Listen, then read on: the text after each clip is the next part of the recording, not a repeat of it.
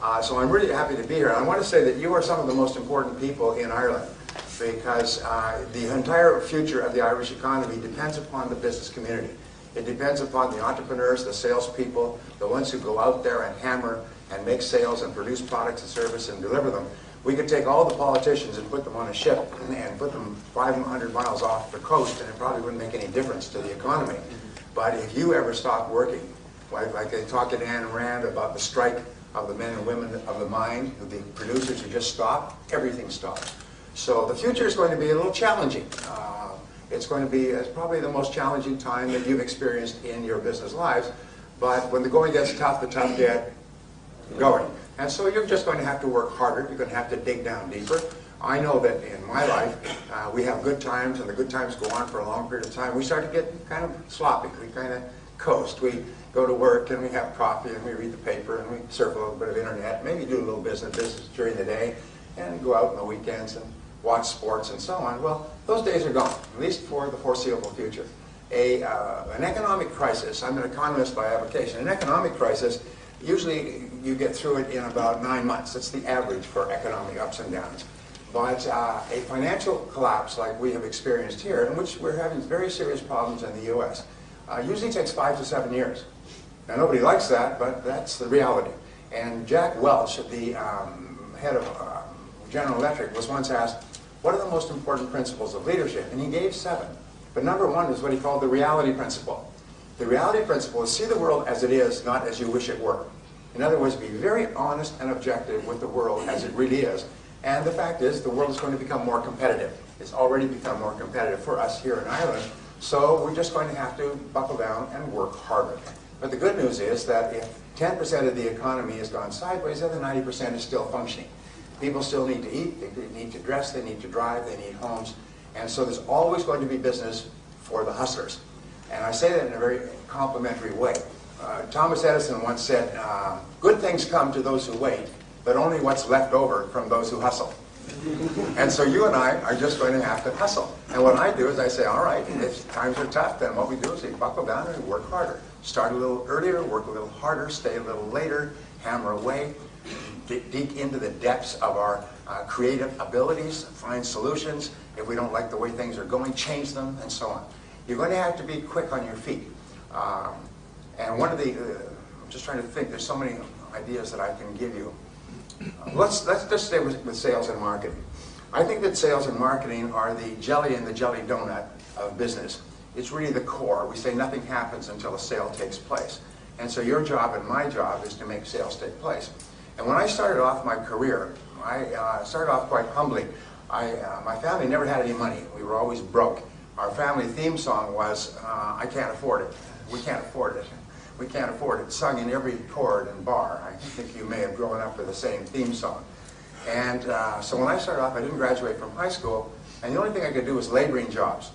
And I worked at laboring jobs. I worked digging ditches, washing dishes in the back of small hotels. I worked on farms. When I was 3 years old, I was an itinerant farm laborer. I was working on the farm during the harvest.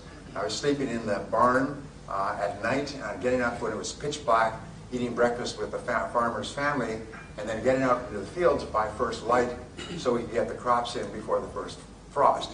I was uneducated, I was unskilled, and at the end of the harvest, I was once more unemployed. And so when I could no longer find a laboring job, like you, I got into sales. Don't give me that, oh no, this is my career path. Sales is the ultimate default profession in Ireland. If we don't go forward into it, we fall backward into it. It's sort of like backing up a car at night. You know, you back up when you hit something, boom, you get out to see what it is. It's a sales job. So you say, well, I'll give that a shot. So we give it a try. 80% of people who get into sales still are giving it a try. They're going through the motions. In fact, some of the interesting studies that have come out, 25 years of research, show that if you take the 80-20 rule, the top 20%, like the people in this room, and the bottom 80%, they find that the bottom 80% have a kind of a mindset, which where it came from we don't know, but what they'll do is they'll work reasonably hard during their first year to master their craft so that they can do it well enough not to get fired. And then they flatline and they never get any better. So 80% of the population in almost any field never gets any better. Whether it's doctors or lawyers or architects or engineers or business people, you'll find people who graduated from fine universities who haven't read a book in 20 years, and they're damn proud of it. They don't read, they don't learn, they don't grow, they don't go to courses. Somehow they got this idea that you get your education and then it's over. But today, in the modern age, you get your education, and then you get your education, and you get your education. And if you ever stop learning and growing, you'll be very quickly passed by somebody who continues to learn and grow. So the top 20% of people, they find, are very different in that they're constantly upgrading their skill set. They're constantly getting better. Whereas the bottom 80% are just flatline. Well, anyway, I got into sales. I got the 3-part sales training program, which was here's your cards, here's your brochures, and there's the door. Just go out there and talk to people. I find that 70% or more of all companies do no sales training at all. And I had a person come up to me, it was really interesting. He came up to me at a seminar, and he said, I resent that. My company does a lot of training. As a matter of fact, I moved from another company where I was doing very well to this company, and we train all the time. But our sales are down in what is a reasonably good market. So I don't think there's a link between sales training and sales results. I said, let me guess. I bet you do product training. I bet you do training on your product, but you don't do sales training. He stopped. He said, oh my God, he said, you're right. That's all we do is product training. We train people on what's in the product and how it's made and so on. He said, and he sort of his eyes were opening. He said, in my last company, we did sales training all the time. We trained people on how to go out and make appointments and talk to people and ask questions and determine customer needs and so on. And here in this company, we don't do any of that. We just do product training. Oh my God. He said, thank you so much. And he wrote to me about 2 months later. He was a sales manager. He went back in and he stopped the product training. He said, you can do that on your own. And he began to initiate the sales training process that he had learned in his previous work. And his sales for the whole company just took off. And most people don't realize that. Many people in business, many people who own businesses have not been in the field. They've not sold. So they don't understand that sales training is so important. And so anyway, so I got this 3-part sales training program. And for about 6 months, I struggled. I was working on straight commission, knocking on doors, knocking on office doors, and selling products from door to door. So I'd knock on doors, and they'd say, well, it sounds like very good, let me think it over.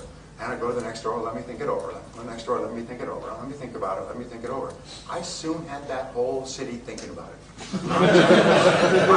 I expected at any minute the dam would break, the phones would fall off the hook, and all those people would have finally come to the conclusion to buy my product. It wasn't until later that I learned that the words, let me think about it or let me think it over, mean goodbye forever.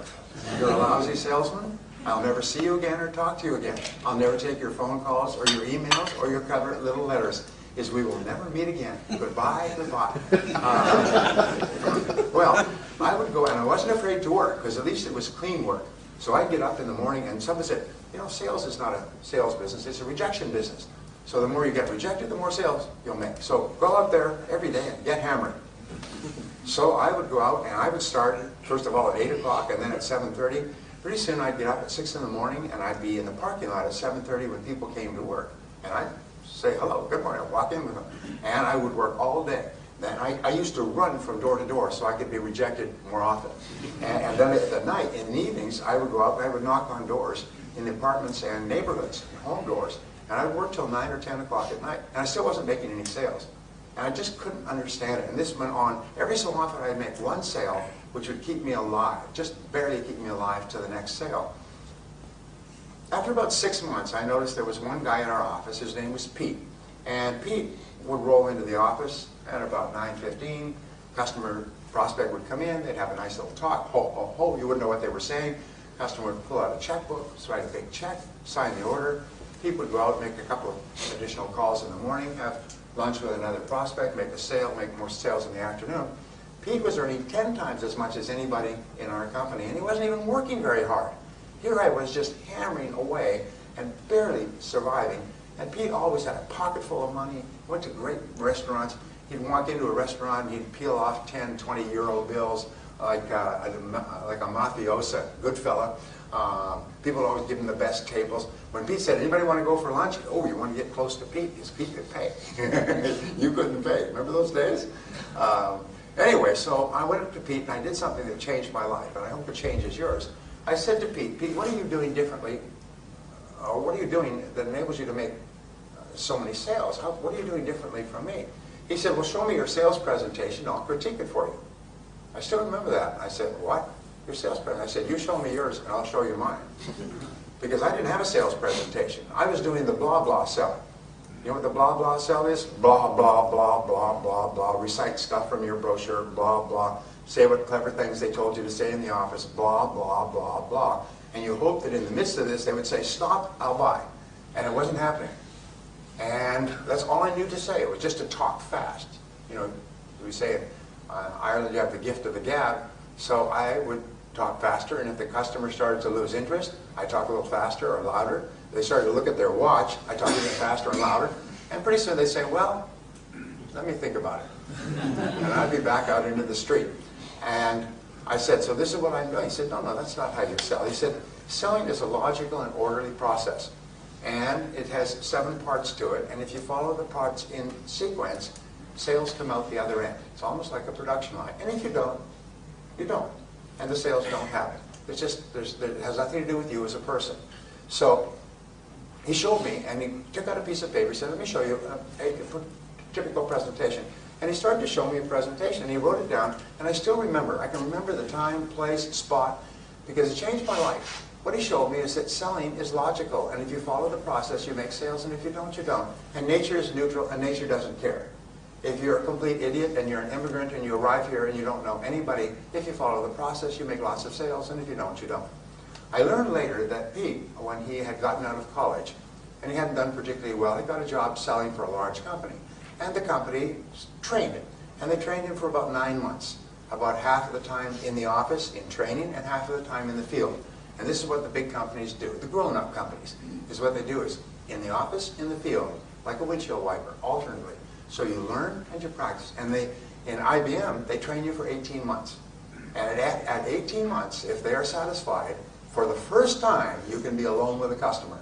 Up until that time, you're always supervised by a supervisor who goes out with you until they reach the point where they feel that you are capable of being alone with a customer for the first time. 18 months of training. And at IBM, and I worked for them about 30 times as a speaker, IBM then went on to conquer the world. Because their salespeople were considered the best salespeople in the world. They could go into any market, anywhere, any company, under any situation, and sell tens of billions of dollars worth of product.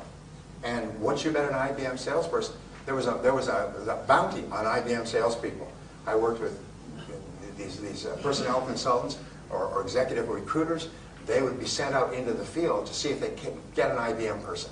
Hire them. If you can get an IBM person to come and work for us, we'll pay them anything. Couldn't get people away from IBM. IBM paid their people like kings and queens. They lived in beautiful homes because they knew that the whole focus from Thomas Watson Sr., who founded IBM in 1928, the whole focus was on the salespeople. Train them and train them and train them like an elite, crack military team. Whereas the other companies just standing there and say, yeah, here's your cards, here's your brochures. Couldn't understand why IBM was eating their lunch. I learned later, and I worked with probably 1,000 big companies and thousands of small ones. All the big companies train and train and train like crack athletic sports teams. And all the average companies take training indifferently. They maybe listen to a tape once or have a little pep talk in the office. And so what he told me was this is how to sell. Pete, by the way, could now go, after he'd been trained, he could go into any industry or any company, in any economy or even any country, and he could be earning 10 times as much as another salesperson within 30 days because he was fully trained, almost like a chef or a diesel mechanic or a doctor. He had the training. All you had to do is put it in place. So he told me these things, and I always thought I had died in heaven. And I took notes, took frantic notes, and instead of talking all the time, I asked questions. And instead of blah, blah, blah, I listened carefully to answers, and customers began to respond to me differently. And they began to be open to my offerings, and then they began to buy my products or services. And then my sales started to go up and up and up. They began to hockey stick. Well, what I learned, grab some water here. What I learned was the law of cause and effect. And the law of cause and effect says that for every effect in your life, there are specific causes. If you want to get high sales results, then what you do, that's the effect that you desire, then what you do is you find out who is getting high sales results, and you do the same things they do over and over again. You don't deviate, you don't go off the reservation, as we say, you don't do your own damn thing. What you do is you learn the sales process meticulously until you can do it in your sleep, and then you can be more creative. Then you can add your own personality or temperament. If you go to a culinary school, they will teach you how to make the great dishes, the souffles and the coq au vin and so on. And what they'll do is they will supervise you, and they will teach you how to make this meticulously. And exact detail, exact ingredients, exact everything. And then, once you have mastered it so that you can make it in your sleep, if you want then to add something to it, then you add something to it. The big mistake I have found in almost every field, but especially in sales, is that people start to learn how to sell, and then they go off and do their own damn thing. They go off the reservation and they say whatever they want. They deviate, which is why the big companies send a supervisor out and they watch them and no deviating. Just like a school marm with a ruler, they give them a smack. You deviated from the professional selling presentation we use. And a professional presentation will increase your sales by 500%. Literally once you've learned the presentation. It's almost like becoming a fast gun, being able to draw and fire. And you, as a professional, can outsell your competitors. You can sell higher priced products against lower priced competition. You can sell more products against companies that advertise or have been in the business forever. You can walk into a market and you can eat it alive if you know what you're doing. If you don't, what happens is you'll be struggling, you'll be frustrated, you'll be worried about the economy. Well, what I learned over the years, and by the way, the research on this is tens of millions of dollars. One series of companies came together, put together a pool of tens of millions of dollars, and paid for 55,000 sales calls to be carefully videotaped and vetted by professionals. And what they did is they would interview the salesperson before the sales call and say, what do you expect to happen? They would interview the customer. Why are you meeting with this salesperson, and what is your expectation? Then they would videotape the sales calls and they would look at them, and they would then run them dual screen so that you have the salesperson's face and the customer's face throughout the sales conversation. And they would watch what the salesperson said, they would watch how the customer responded and reacted, and then if it turned into a sale, they would ask the customer afterwards, why did you decide to buy? And if they decided not to buy, why did you decide not to buy? If they decided to buy after 2 or 3 calls, why did they decide to buy after 2 or 3 calls? And what happened was almost like a Polaroid photograph. If you remember the Polaroid photograph, you take the photograph and then the chemicals begin and the picture starts to emerge. A picture started to emerge of how top salespeople sell in 32 different industries. And it was literally a repeatable, duplicable pattern, like a recipe. It was always the same. And so that's what I began to learn and began to study.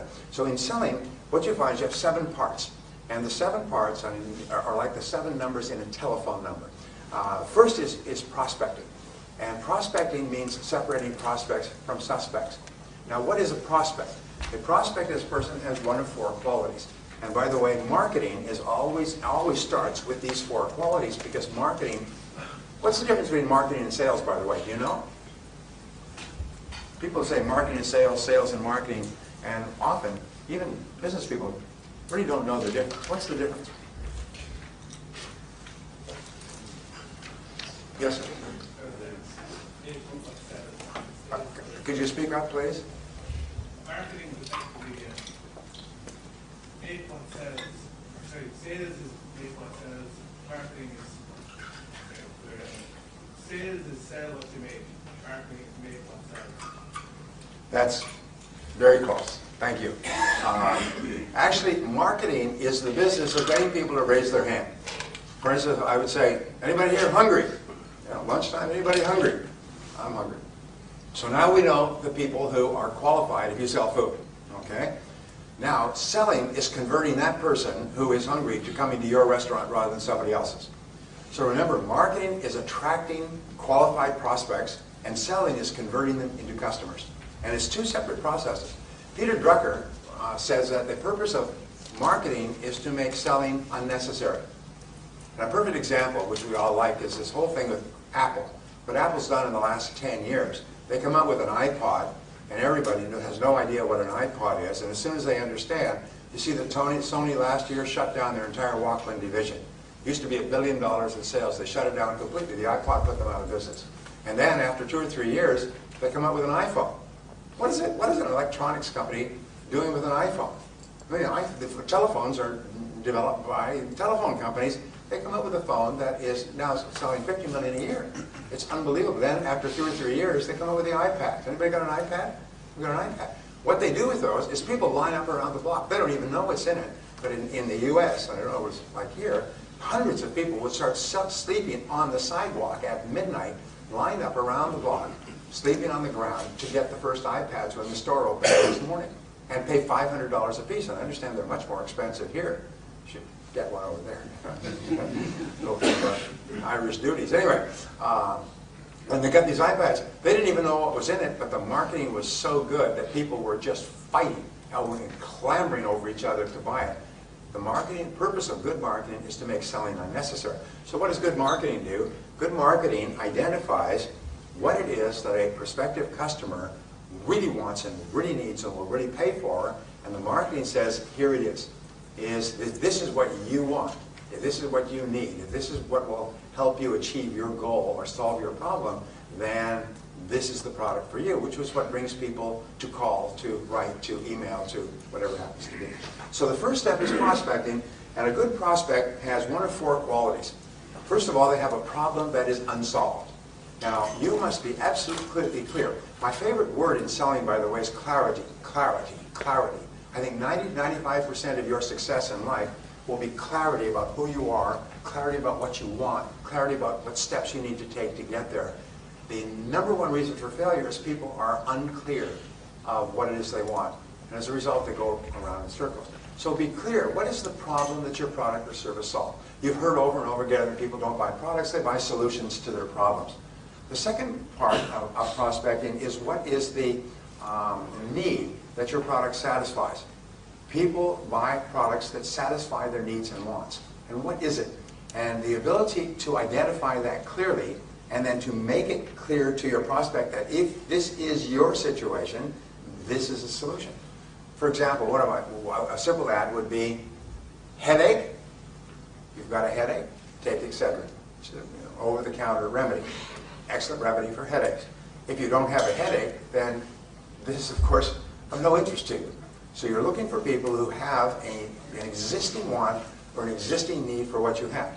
The process of selling, by the way, is not to sell, to find somebody who may or may not have your product or service and convince them that they need it. Your job is to find people who already need it and want it, but have not decided who to buy it from.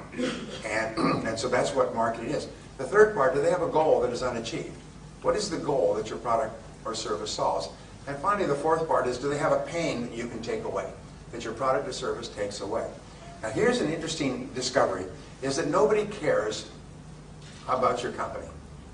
I hate to be the bearer of bad tidings coming from over the great oceans, but nobody cares about your company, and nobody cares about your product or service, and nobody cares about your background and experience, and nobody cares about you. Nobody cares, nobody cares, nobody cares but you. They don't care what your product is, they only care what your product does. And this is very important to understand. Whatever business you're in, you are in only one business. You're in the business of improving the lives and work of your prospective customers. You're in the business of improvement. From time immemorial, going back 6,000 years to the ancient Sumerian markets, customers buy only one thing. They buy what the product does to improve their lives or work. They buy improvement. So whenever you talk about your product or service, you talk about it in terms of how it improves the life or work of others. Now here's a test for you, and it's a great test. Imagine that you get onto an airplane and through good luck you upgraded to business class and you're sitting next to a business person who may be a prospect for you, all right? And the person turns to you and says, what do you do? And you answer them in terms of what your product does to change the life or work of a customer. But you do not mention your product or your service or your company. If you can describe your product without mentioning your product, service, or company, then you know what you're doing. If you have to say, well, I work for ABC Company and we sell this, that means that you have no idea what you're doing. You should probably go back to working for wages somewhere. McDonald's will be hiring. 7 questions. But you can have 3, 5, 7. Always an odd number is better than an even number. And then you write it out, and you do it in 14-point font, so the person doesn't have to squint to read it. And you space it out so there's room for a person to take notes.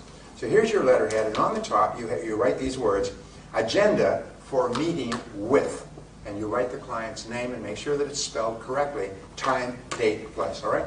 And then you have 7 questions. So when you come in to see the prospect, there's a way of selling that I've used over the years. It's called going in naked. And going in naked means no brochure, no briefcase, nothing. You go in with nothing in your hands. And all you have is an agenda. Maybe you have 2. And you pull it out and you say, Mr. Prospect, I know how busy you are, so I've prepared an agenda for our meeting today so that we can talk quickly and efficiently. Would that be okay with you? Customers absolutely love it when you have an agenda. You're not going to sit there and talk endlessly. You have an agenda.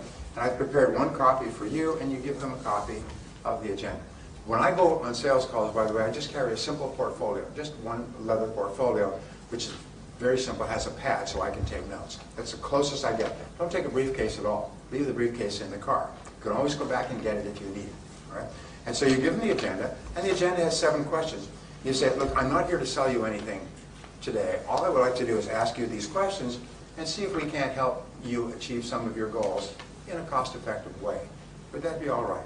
Customers say, sure. And I've spoken to customers about this. I said, has anybody ever used an agenda on you? They say, yes.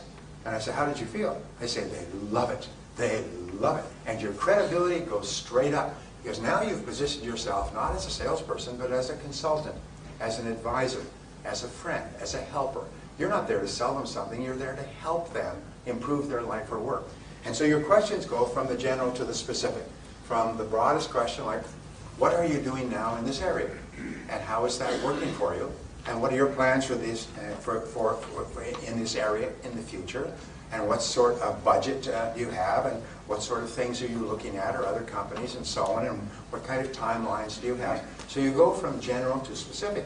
And at the end of asking 5 or 7 questions, 7 is my favorite, the person can take notes. They can take notes because you've left lots of room. And very often it's clear that the customer, yes, does want, does need, can use, and can afford your product or service. And you haven't tried to sell at all. We call this selling without selling. All you've done is ask good questions. Customers also love it when you have a track to run on, when it's clear that you're going somewhere with your questioning, and they've got it written down. And then they can take it away, and they can talk to someone else and say, Connor was in here this morning, and he was telling about this, and he's got some very, very good questions here that we need to think about. And they can show it to other people. They can actually sell internally. You know that 95% of the sale takes place when you're not there today. This is another thing they've found. Is people don't buy there. They say, well, let me consider this and go over it with the other decision makers, my wife, my husband, my boss, and so on, and let us talk again. And so sometimes your major goal in your first meeting with the client is just to determine whether or not they're a suspect or a genuine prospect, and then your second goal is to come back. Your goal is a second meeting to come back with. Sometimes we call this two-step selling. Is the first meeting is to find out if they're a prospect. The second meeting is to show them what your product or service can do to help them based on the information you've gotten from the first meeting. And what this does is it creates a low-stress, no-stress environment where it becomes clear that you are a professional who's here to help them. You're not here to sell them anything. They don't have to be defensive. They don't have to be watching what they say because you're not trying to sell them anything. And in reality, you are selling because you're building your credibility to a very high level. Now, the other thing that we know is that asking questions is the key to building trust. And talking is not. So you'll find that the very best sales professionals ask questions. And they ask a lot of questions. And they ask questions that are structured. And then they listen carefully to the answers. There's some interesting psychological work that says that when you listen intensely to a person when they're talking, their self-esteem goes up. Their blood pressure goes up. Their galvanic skin response increases. They actually experience physical and emotional changes when they're intensely listened to by a professional person like yourself. So you'll find that all great salespeople are great listeners because listening builds trust. So how do you get a chance to listen? By asking questions. And so you find that that good salespeople are not what they have in the movies, They're fast talkers and quick thinkers and so on. Good salespeople are very genial people. I've had the opportunity over the years to work with what they call the top of the table, which is the top insurance salespeople in the world. They have the $1 million round table, and they have the top of the table, and they have the court of the table. Is it the court of the table? As you go higher and higher and higher, up with hundreds of thousands of people, only an elite that is earning anywhere from $500 to $1 million a year actually gets in there. Some of them are making several $1 million a year. So I was visiting one of these groups and speaking in Hawaii a few years ago, and there were about 300 or 400 of them from all over the world. And the interesting thing is you meet them on the lobbies, and you meet them at dinner, and you meet them around the resort, beautiful resort. And they're all some of the nicest damn people you ever met. They're nice, they're genuine, they're interested, they're interesting, they're warm, they're friendly, they ask a lot of questions. They don't even know who you are, but you just almost automatically like them. Because when somebody asks you questions and listens intently while you answer, you feel happy because somebody's paying so much attention to you. Interesting point, just as with regard to relationships, the word is that we always pay attention to that which we most value. We always listen to people who we consider to be the most important. And so, at home, if you really want to have a positive impact on the people at home, and I say this mostly for the men, because women know this already, is whenever the woman, or even your children, and I practice this all my life, talk to you, stop everything, turn off the television, put down what you're reading, and focus in on them like a laser beam. What I say is imagine that your eyes are sun lamps and you want to give the other person's face a tan. And just focus in on them and listen to them, lean forward and listen as though they're about to say one of the most important things in your life, and they're only going to say it once and you don't want to miss it. When you do this, you will be astonished at the effect on the other person. And if you do this with your wife, she'll think that you've been drinking or you're up to something. Because it will be so unusual. And so one of the things, and I've given this advice for years, the rule is that the first hour when you come home at night, I'm getting off track, but not really. The first hour when you come home at night is called the hour of power. And this is the hour where you recombine, you come back together again as a couple and as a family. And you don't let anything interfere with that hour of power, especially not the television. What do most men do is they come in, they say, where's the control? And they turn on the television and they go through the mail and they sit down and they watch television and they read the newspaper simultaneously. No, from now on, and I've had men come back to me and say, you cannot. It was astonishing. My wife took a week to get over it. They would come home and instead of talking, and men believe that their day has been the most fascinating period of time since Jesus walked the earth. You know? And so they come home and they love to talk and talk about every detail of their day. And women are wonderful. They listen and they nod and they do their grocery lists and think about other things and appear to be paying attention to you. But if you ask a woman when you come home, she'll say, well, how was your day? And if you're not careful, you will launch into it for an hour. I was reading something from a comedian in Hollywood. She said, I love going to my shrink, she said, my psychiatrist. I could sit there and talk for an hour uninterrupted, just like a man on a first date. But it's also just like a man when he comes home from work. He can talk for an hour uninterrupted, unless he wants to go and watch television. Television will interrupt. So the next time you go home, try this, is when she says, how was your day? You say, pretty good. How was your day? And you ask her about her day. Now, she'll be so shocked.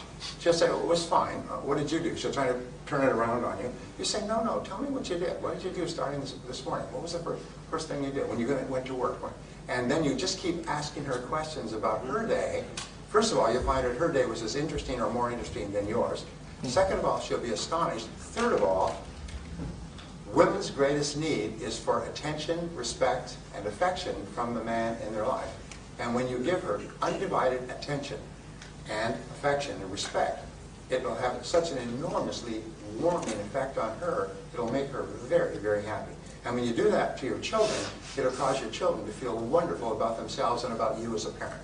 These are just a couple of little things to throw out there. Ladies, how am I doing? Right on. All right. Thank you. I've been well trained. So, So it's the same thing in working with customers. You know, there's this wonderful little line, is be kind. Everybody you meet is walking a rough road or is facing a difficult path. Everybody you meet's got problems and difficulties. There's nothing that makes a prospective customer feel happier than for you to be pleasant and positive and ask them questions and lean forward and listen to their answers. Listen to them and make them feel valuable and important. And what happens is the more valuable and important you can make that person feel, the faster all their defensiveness just drops, like shields, they just drop. And they start to like you and be open to you, and they're almost ready to buy your product or service long before you even mention what it is. Sometimes if you're really good at this, the customer at a certain point will say, by the way, what do you sell? Because I'd like to buy some. And you find that selling this way is so much easier. There's no stress on your part, there's no stress on the customer's part. So that's phase two. First of all, separate prospects from suspects. You don't want to build an intimate relationship with someone who can never buy. Second of all, build rapport and trust. And Shakespeare said, make haste slowly. In other words, this part is where the whole sale is determined by whether or not the person likes and trusts you. So go slowly. It's sort of like, imagine you're single and you go to a party or a social gathering and there's a pretty woman there. And you say, hi, you're a pretty woman. Well, there may be a time for that, but this is too soon.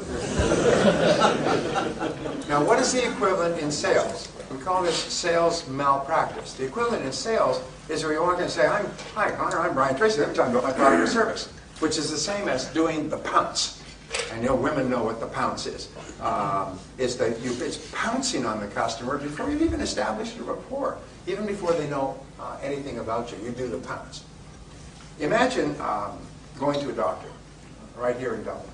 You go to a doctor, any doctor who is a qualified doctor will follow a three-step process. And the three-step process is always the same, because if you go to a doctor in Hong Kong or San Diego or Tokyo, it's always the same. First of all, first thing they will do is what? Go to the doctor, you've got an ache or a pain such that you've gone to a doctor. What's the first thing the doctor will do? They'll do an examination.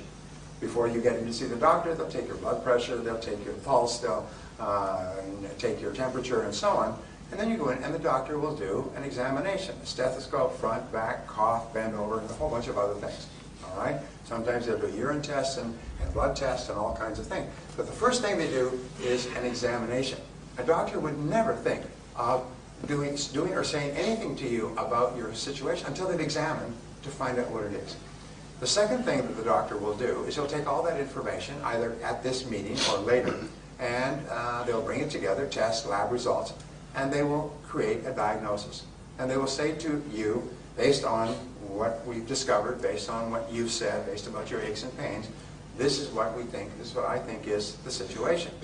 And there's 2 or 3 ways that we can deal with this, with pills, with surgery, with treatment, with waiting, and so on. And then they will give you a prescription. And the prescription or recommendation for a course of treatment is the third part.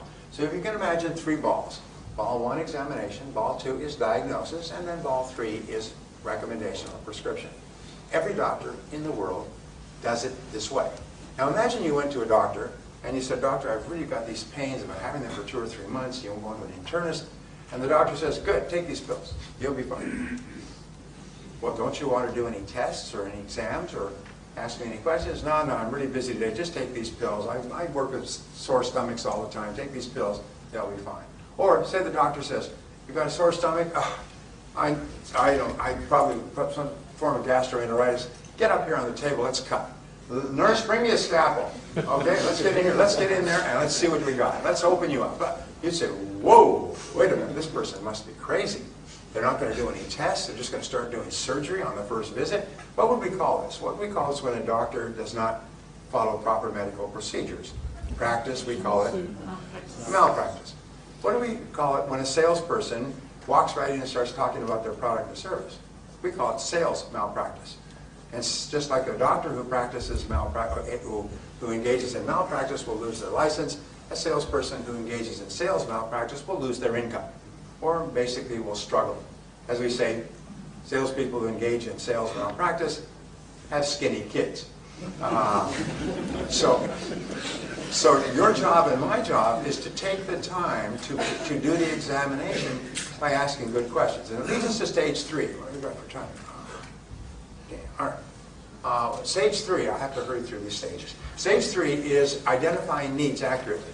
This is where you actually ask really good questions about the customer's situation and wants and needs, and you test your answers and back and forth until the customer is clear that yes, yes, I do have a genuine want or need for what you're selling. And it is in the asking questions that you actually build the trust and set the stage for the actual sale.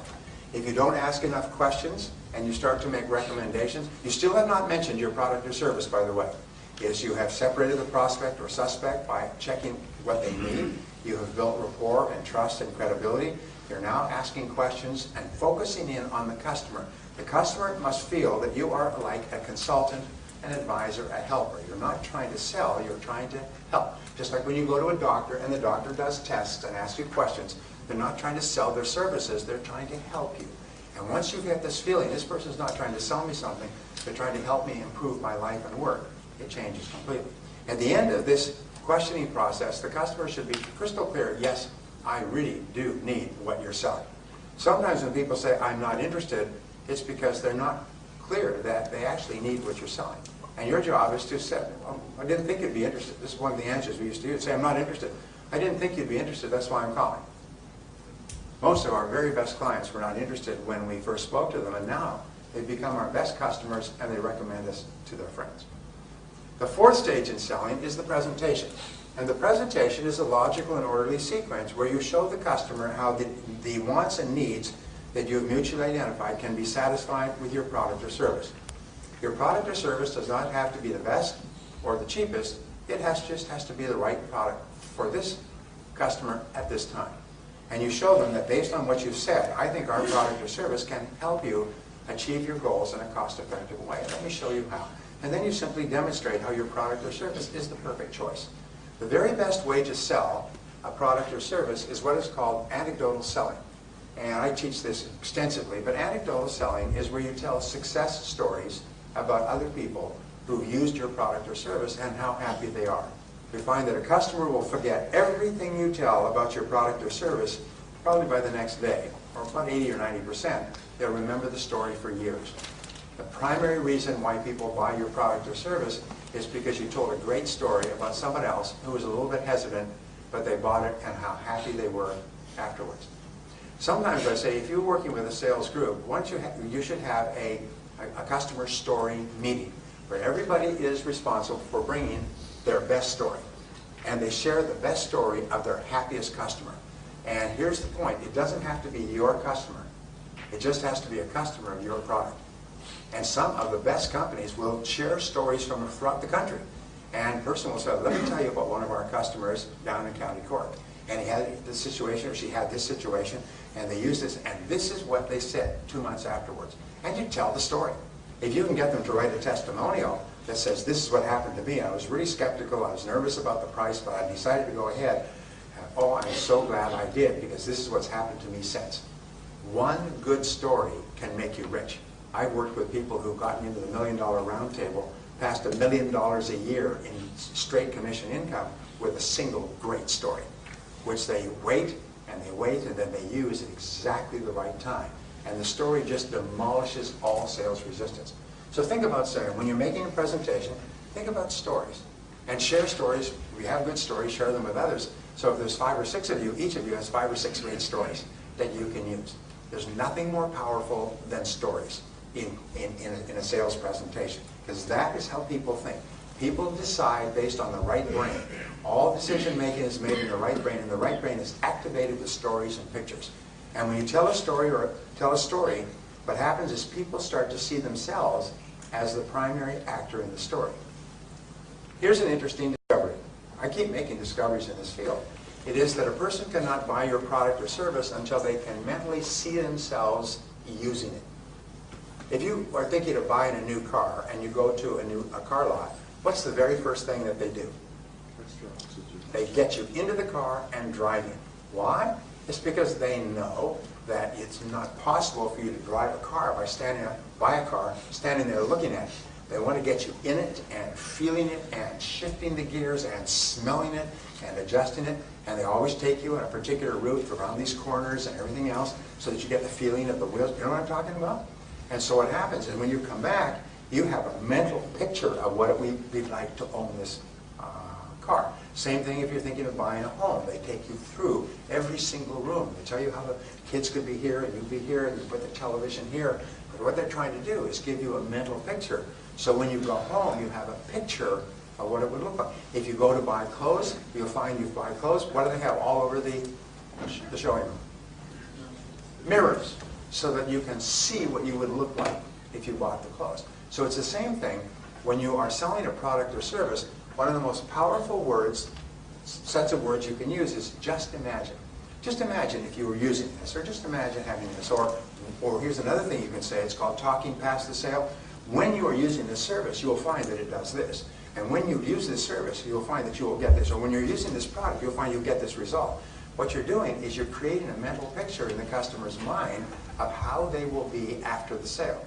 Remember, almost 100% of the decision to buy is determined by how the customer thinks he or she will feel after the sale. So always talk about how you will be after the sale. What it will do for you, the change or improvement it will take, that will take place in your life as a result of using the product or service. Here's the rule, and this is $1 million rule. 95% of your selling should be focused on the outcome, result, or transformation that takes place between where you are and using the product or service. 5% should be on the product, service, company, you, background, history, and everything else. 95% on the transformation. Because nobody cares about how you got there. They only care about what's in it for me. How will I be afterwards? All right? Notice when they sell vacation trips to the south of Spain or to the Canary Islands. They have a beautiful poster. They have this absolutely beautiful beach, warm palm trees, sunshine, clear sky.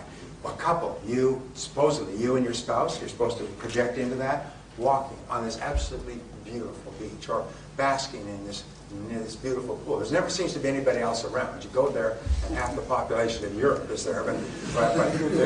So what you do is you get a visual picture of yourself and your spouse in a beautiful tropical area, quiet, tropical, sunshine, warm, and you get that picture in your mind. Now, you get the picture in your mind of packing your bags and going to the airport and parking your car and going through customs and security and getting on the plane and ordering drinks on the plane in the seat and getting to your room and no! You don't want any of that. All you think about is walking on the beach.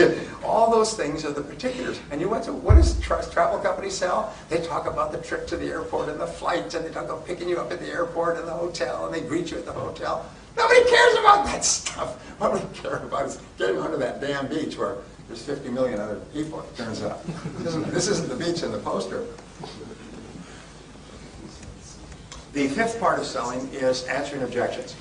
And there are no sales without objections. Why is it that people have objections or questions about your product or service offering? Price, details, operations, fact, background, use, utility. Why do they have objections? They're unclear. Well, they're unclear, and also they're trying to reduce risk. Remember, the number one reason that people don't buy from you is perceived risk. Not real risk, because we know that what you sell is a fine product or service, and you stand behind it. We know that. The customer doesn't know that, and the customer has been burnt so many times. So the customer asks questions, what about this and what about that, to reduce risk in their own mind.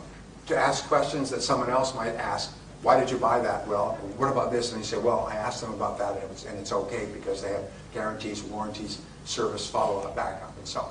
So reducing the perception of risk is really important, and so people ask questions. Can I get it cheaper somewhere else?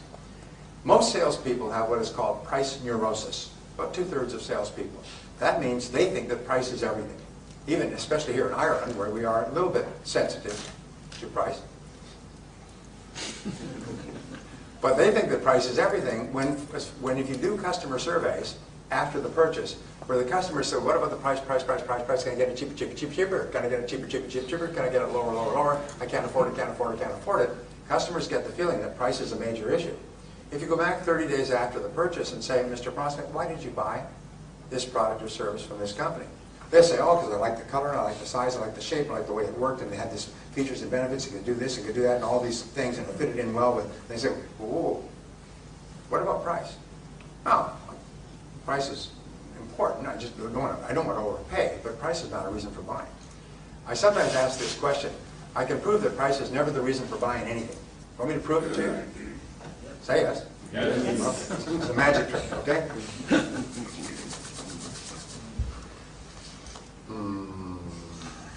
Is there a single person in this room who has a single item about their person that they bought solely because it was the cheapest available? I rest my case. Not a single person here has anything that they bought solely because it was cheap. You're not going to buy clothes because they're cheap, even though they're ugly and ill-fitting.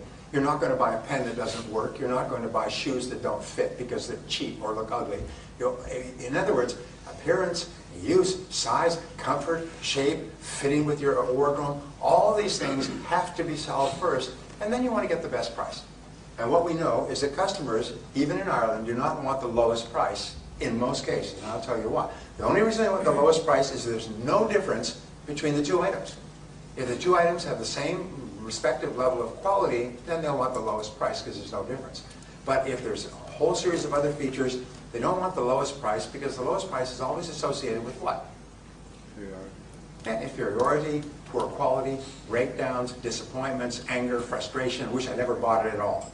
People are always willing to pay a little bit more to lower the risk of the purchase, to raise the level of comfort, so that they will be happy after the purchase and not have to worry about it. You and I have all had the experience of very cleverly buying a cheap product, and afterwards we had so many problems with that product, we wish we had never done it at all. We wish we had paid more for the product so we didn't have it. So answering objections is important, and what you do is you think through, and this is an exercise that you can do, by the way. It's a great exercise. It's called a sentence completion exercise. And you can do this as a sales team. Remember, you can double your sales by either increasing your sales effectiveness or by removing the objections that hold people back. There's always one major objection that causes a person not to buy. And each person, each prospect may have a different objection, or the objections will never be more than 6. It's called the law of 6. I learned it when I was 24. Is there's never more than 6 objections to any offer. So you use this exercise by saying, let's complete this sentence as an individual or as a team. Is we could sell to every prospect if they just didn't say ... complete the sentence. If they just didn't say it costs too much, or just didn't say I'm happy with my existing supplier, just didn't say I can't afford it, just didn't say I'm not in the market right now, just didn't say cash is poor. In other words, write down everything that people say. And sometimes you'll end up with 20 or 30, or I worked with one company that came up with 100 objections. And then you look at them and you'll find that they break down neatly into never more than 6 categories. And you can find an answer. You can create an answer that answers all the objections in that category and eliminates the objection forever. So think through, what do you say when people say this? What is your answer? And again, the best salespeople I've ever worked with, when they almost know. They know that at the moment of closing the sale, the prospect's going to come up with this one objection, and they smile like, I own you. They smile and they say, that is a good question. Let me see if I can answer it for you. And then they just turn over the cards, and they've got an answer fully prepared that demolishes the objection and eliminates any obstacles to making the sale.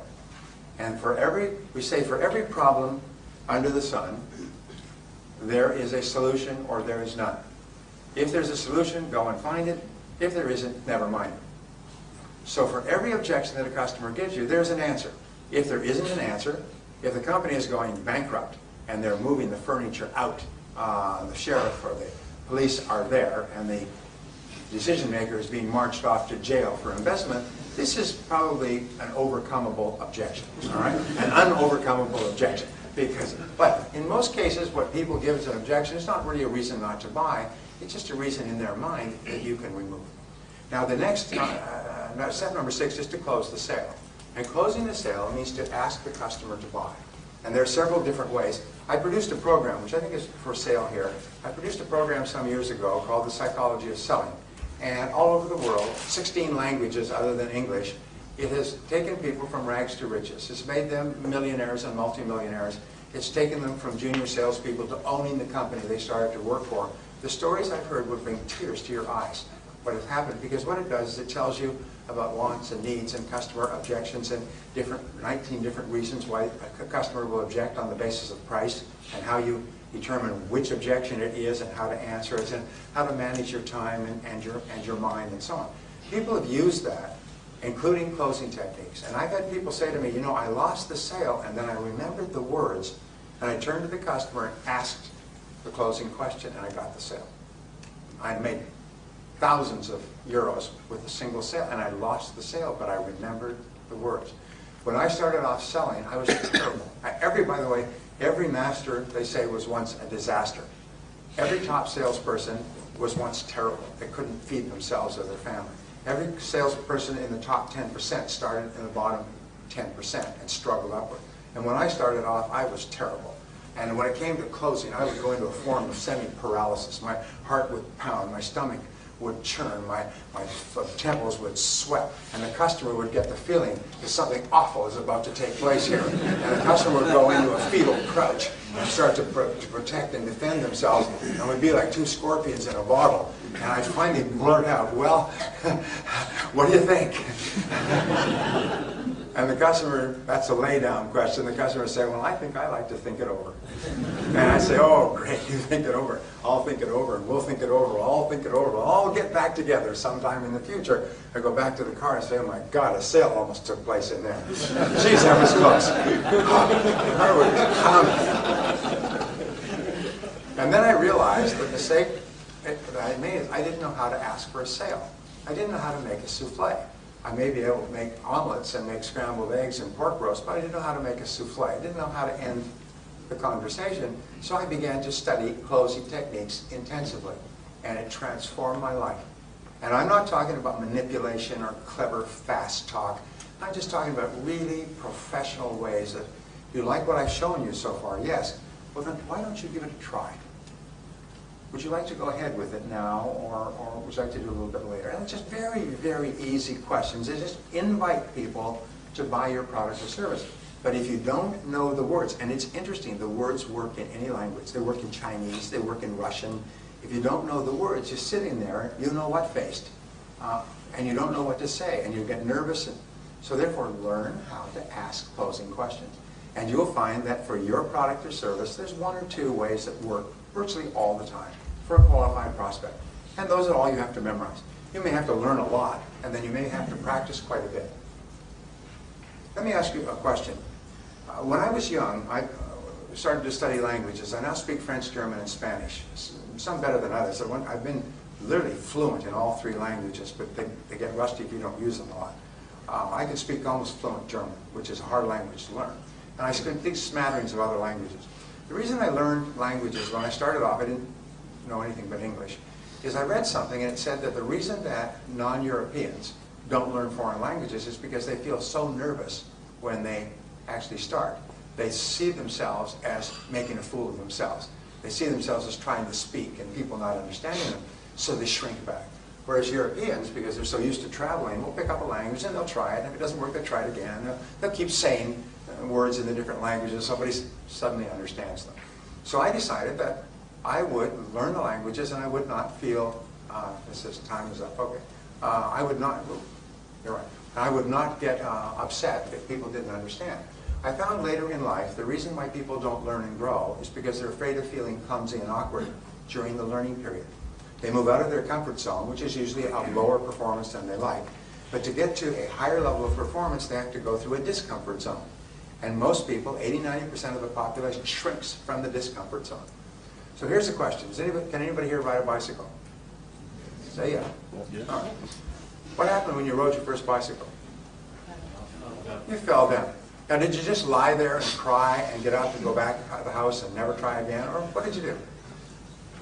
You got back up on the bicycle and somebody ran alongside of you and so on. And you kept doing that until finally you could ride the bicycle by yourself. It's the same thing with learning any new skill. Is never be afraid of falling down and scuffing your knees and your elbows when you learn a new skill, because that is inevitable and unavoidable.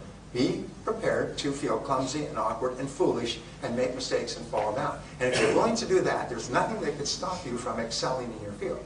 Step number 7 is getting resales and referrals from your prospect or from your customer, and that's from taking such good care of them that they buy from you again and they bring their friends. They buy from you again and bring their friends. Remember, the job of the salesperson is to create and keep a customer. The measure of success is customer satisfaction. And what is the measure of customer satisfaction? Repeat business. In other words, they come and they buy again and they bring their friends. The only way you get into the top 10% in terms of income is by becoming such a good person in the sales conversation that people like you and see you as a friend, as a helper, as a guide, and they want their friends to enjoy the same experience. And when you start to create what we call a golden chain of referrals, you'll be astonished at how much more successful you become. Well, I hope this has been helpful to you. I hope that these 7 steps have been helpful to you and they will help you in the future. And the wonderful thing is that each person here has the ability to get into the top 10% and become one of the highest paid people in the entire country of Ireland. Irrespective of economic ups and downs, you have total control of your own destiny by engaging in continuous and never-ending improvement in your field. And I hope you do. Thank you.